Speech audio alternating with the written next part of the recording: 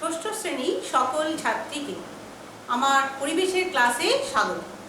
আজকে আমি তোমাদের পঞ্চম অধ্যায় অর্থাৎ মাপযোগ বা পরিমাপ এই অধ্যায়টি সম্পর্কে তোমাদের সঙ্গে আলোচনা করব।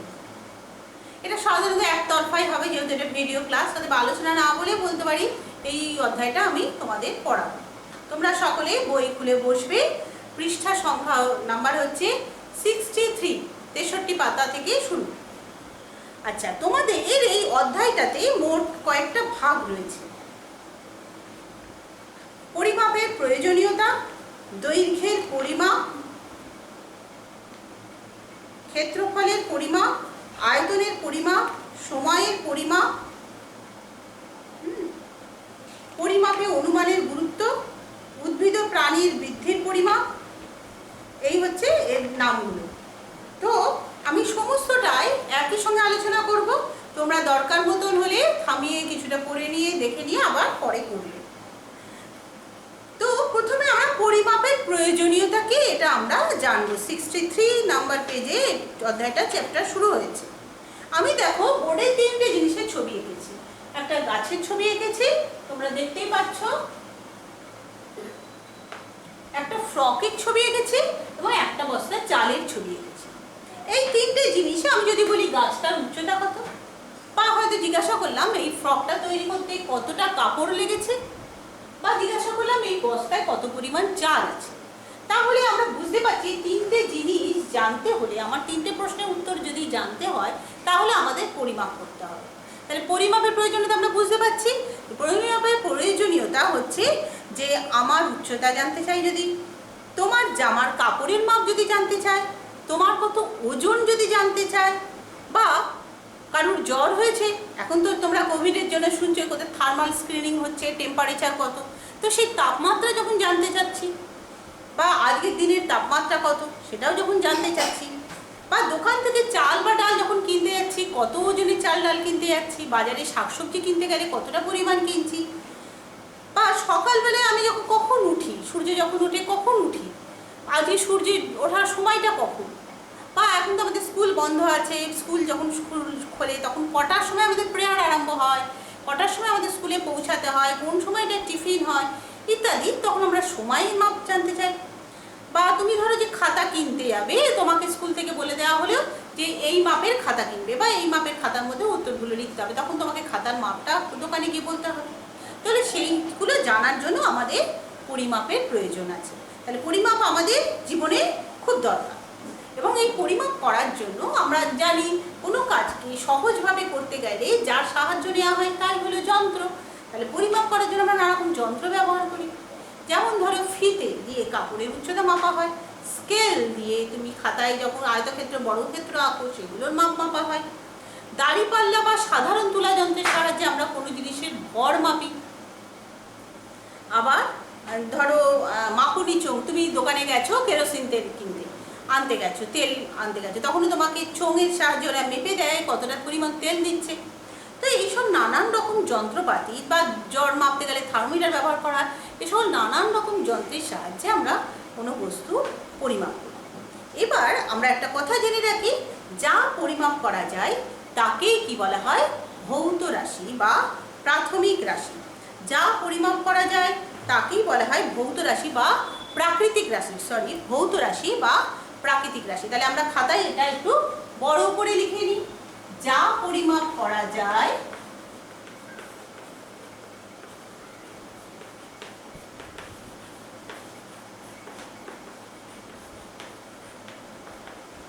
তাই হলো ভৌত রাশি বা প্রাকৃতিক রাশি। এটা আমরা বেশ বড় করে একটা চৌকো ক্ষেত্রের মধ্যে খাতার মধ্যে লিখে নেব। তাহলে যা পরিমাপ করা যায় তাকে বলা হয় ভৌত রাশি বা প্রাকৃতিক রাশি। এবার পরিমাপ তাহলে কোনগুলো করা যায়, কোনো বস্তুর দৈর্ঘ্য, ধরো আমি যে ক্লাসরুমটায় মানে যে ঘরটাতে আমি ক্লাস নিচ্ছি এখানে একটা বোর্ডের ছবি দেওয়া আছে, এই বোর্ডটার দৈর্ঘ্য এটা পরিমাপ করা যায়, তাহলে এটা হলো ভৌত রাশি। আবার ধরো উচ্চতা, কোনো কিছুর উচ্চতা যদি মাপতে যায় তখন সেটা ভৌত রাশি। তোমার জ্যামিতি বক্সটা তুমি নাও, নিয়ে সেই জ্যামিতি বক্সটা উচ্চতা, দৈর্ঘ্য, প্রস্থ এগুলো তুমি মাপো, তাহলে এগুলো সবই ভৌত রাশি বা প্রাকৃতিক রাশি। তো এই ভৌত রাশি আবার দুই রকম হতে পারে। ওই বোর্ডটা একটু মুছে দিই।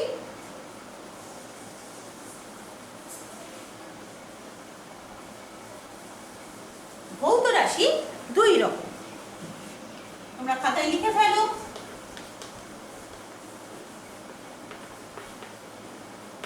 ভৌত রাশি এদিকে এক, এদিকে দু রকম আছে, সেই দু রকম আমি লিখছি।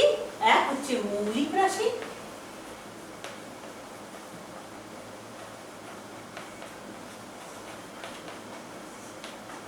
এবং দুই হচ্ছে লব্ধ রাশি।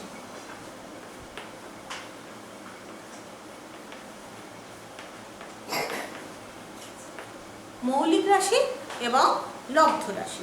মৌলিক রাশি কি? যে সকল রাশিগুলো অন্য রাশির উপরে নির্ভরশীল নয়। যেমন ধরে দৈর্ঘ্য মাপতে যাচ্ছি মিটার, এটা অন্য কিছুর উপর নির্ভরশীল না। সময় এখন কটা বাজে, এটাও আমি একটা রাশির উপরে নির্ভর করছি, অন্য কোনো রাশির উপরে নির্ভর হবে না। সেই রাশিগুলোকে বলা হয় মৌলিক রাশি। আচ্ছা, লব্ধ রাশি কি? যে রাশিগুলো কিনা অন্য রাশির উপরে নির্ভর করে। যেমন ধরো আমি যদি বলি এই বোর্ডটার ক্ষেত্রফল কত, তাহলে কোনো আয়তকার বস্তুর ক্ষেত্রফল নির্ণয় করতে গেলে কি করতে হয়? দৈর্ঘ্য গুণ প্রস্থ। তাহলে আমাকে একবার দৈর্ঘ্য মাপ করতে হবে, একবার প্রস্থের মাপ করতে হবে, তাহলে দুটো রাশির মিলে হচ্ছে, তাই এটা হলো লব্ধ রাশি। বা কোনো কিছুর আয়তন যদি জানতে চাই তখন কি করব? দৈর্ঘ্য গুণ প্রস্থ গুণ উচ্চতা, তিনটে নিয়ে গুণ করলে তবেই না আমি আয়তন পাবো, তখন সেটাও লব্ধ রাশি। বা কোনো কিছুর ঘনত্ব যদি জানতে চাই তখন কি করব? কোনো বস্তুর ভরকে তার আয়তন দিয়ে ভাগ করব, তাহলে ঘনত্ব পেয়ে যাবে। ট্রেন চলছে, আমরা এখন রেল লাইনে ট্রেন দেখছি, আমাদেরকে না নিলেও কিছু প্যাসেঞ্জারের জন্য ট্রেন চলছে। তো সেই ট্রেনের গতিবেগ যখন নির্ণয় করতে হয় তখন সেটা পরিমাপ করে কি করে? দৈর্ঘ্যকে ট্রেনে মানে যতটা দূরত্ব যাচ্ছে সেই দূরত্বটাকে তার সময় দিয়ে ভাগ করলেই তার গতিবেগটা বেরিয়ে যাচ্ছে। ঘন্টায় কতটা যাচ্ছে সেটা মাপলে তার গতিবেগ বেরোচ্ছে বা বেগ বেরোচ্ছে, সেটা একটা হচ্ছে। তাহলে যে রাশিগুলো অন্যের রাশির উপর নির্ভরশীল নয় তাই হলো মৌলিক রাশি, আর যে সকল রাশি অন্য রাশির উপর নির্ভর করে মাপা হয় তাই বা একাধিক রাশি মৌলিক রাশিকে ব্যবহার করা হয় তাই হলো লব্ধ রাশি। মৌলিক রাশির মধ্যে পড়ছে দৈর্ঘ্য, প্রস্থ, সময়, ভর। আর লব্ধ রাশির মধ্যে পড়ছে আয়তন, ঘনত্ব, বেগ, এগুলো পড়ছে। এবার আমরা তিনটে জিনিস লিখে নিই কিভাবে তিনটে লব্ধ রাশি আমরা পেতে পারি। এক হচ্ছে আয়তন, এই তিনটেই কিন্তু লব্ধ রাশি। এটা লিখে দিচ্ছি কেন? তোমাদের অঙ্ক করতে সুবিধা হবে। ঘনত্ব এবং বেগ তোমাদের বইয়েও দেওয়া আছে। আয়তনের সমান সমান লেখো দৈর্ঘ্য গুণ প্রস্থ গুণ উচ্চতা।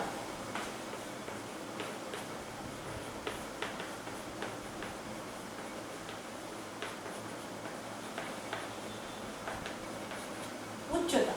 আর ঘনত্ব সমান সমান কি বলবে? ওর ভর ভাগ আয়তন। তাহলে ভর, কোনো বস্তুর ভর ভাগ আয়তন। আর বেগ সমান সমান লেখো সে দৈর্ঘ্য অর্থাৎ সে কতটা যাচ্ছে ভাগ সময়।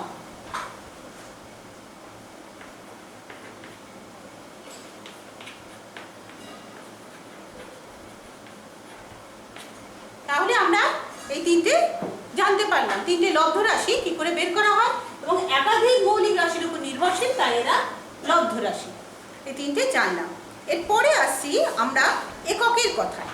তাহলে একক কি এটাও আমাদের একটু জানতে হবে। আমরা ধরো কোনো কিছু লিখি, লিখতে গেলে যেমন ধরো কোনো একটা কিছু বলতে গেলাম, যেমন ধরো তোমার কাপড় তৈরি করতে গেলে তোমার ফ্রক তৈরি করতে গেলে 3 মিটার কাপড় লাগবে। তাই 3-এর পরে একটা কি বসালাম? মিটার বলে একটা শব্দ বসালাম। মাউন্ট এভারেস্টের উচ্চতা কত? 8858 মিটার। 8858 বলে থেমে গেলে কিন্তু হবে না। 8,858 কি আমাকে জানতে চাইবে, সেটা মিটার, সেই এক মিটার শব্দটা ব্যবহার করলাম।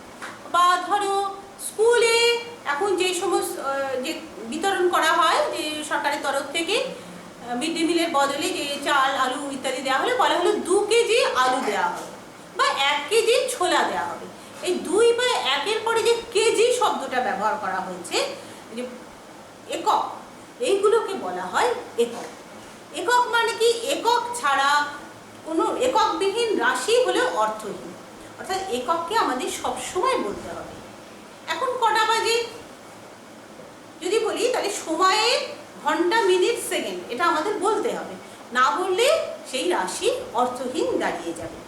তাহলে আমরা এটাও একটা ছোট বক্সের মধ্যে করে লিখে রেখে দিই যে এককবিহীন রাশি অর্থহীন। এটা বুঝে দিলাম।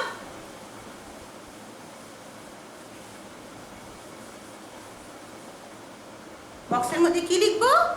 যে এককগুলো মিটার, ফুট, কিলোগ্রাম, মিনিট বা বিঘত। আমরা বলি না 12 হাত কাপড় চাইছি, কাপড় কিনতে গেলে বলি 12 হাত হবে তো শাড়িটা, মানে 12 হাত মানে এইখান থেকে এই অবধি। মিশর দেশে আগে মাপা হতো এইভাবে হাতের পরিমাপ করে, আর গ্রিস দেশে মাপা হতো বিঘত, মানে 1 বিঘে, মানে এইখান থেকে এই মাপটা মাপা হতো। তো যাই হোক, সেটা যেটাই মাপি না কেন সেটাই হচ্ছে একক। তাহলে এককবিহীন রাশি অর্থহীন। এককের কথা সবসময়ই রাশির যে সংখ্যাটি আছে সংখ্যার পরে উল্লেখ করতে হয়। তাহলে আমরা এটা লিখে নিই, এককবিহীন রাশি অর্থহীন।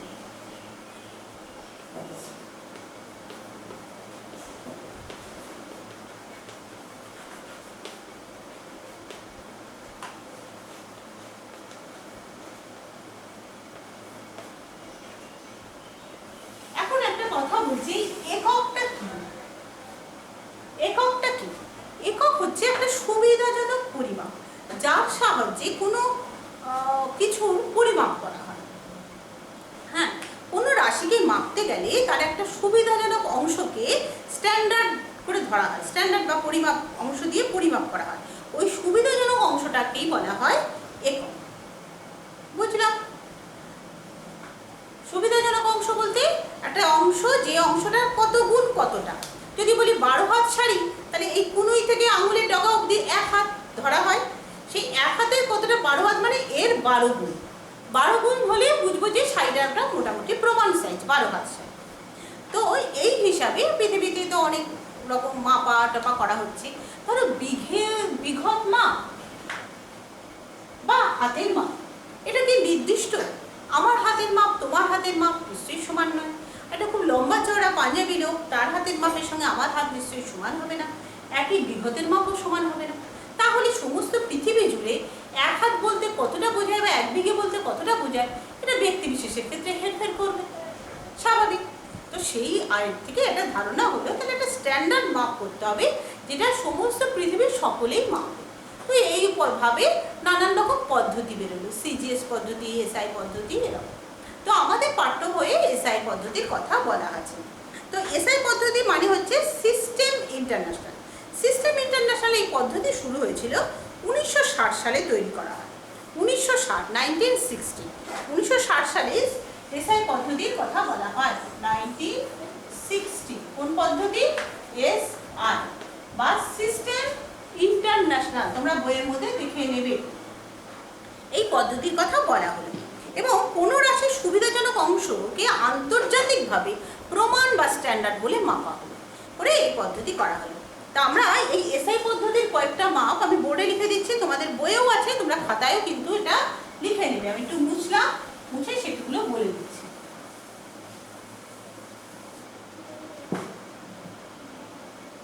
ধরো দৈর্ঘ্যকে এসআই পদ্ধতিতে কি বলা হয়? Metre, M.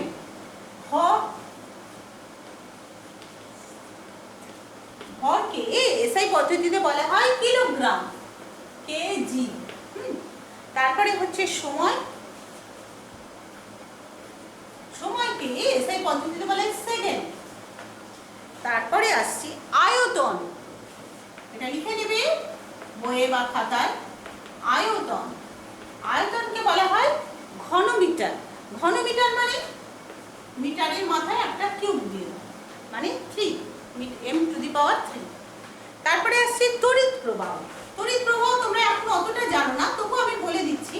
ধরো ইলেকট্রিক যে সকল ওয়্যারিং বা সবকিছু আছে তার মধ্যে দিয়ে তড়িৎ প্রবাহিত হয়। তো এই তড়িৎ প্রবাহিত হয় যে সমস্ত ইলেকট্রনিক্স যে যন্ত্রপাতি বা গেজেট বা কিছু, তাতে কতটা পরিমাণ তড়িৎ লাগে নাকি, সেখানে দেখবে যে একটা কাগজে প্রিন্ট করা থাকে, কাগজ বা কিছু দিয়ে লাগানো থাকে, এত অ্যাম্পিয়ার, এতটা তড়িৎ প্রবাহ লাগে, এবং সেইটা অনুযায়ী কোনোটা ডেঞ্জারও লেখা থাকে, যেটা ধরা উচিত না, সেটাকে বলা হয় এ, অ্যাম্পিয়ার, তড়িৎ প্রবাহ।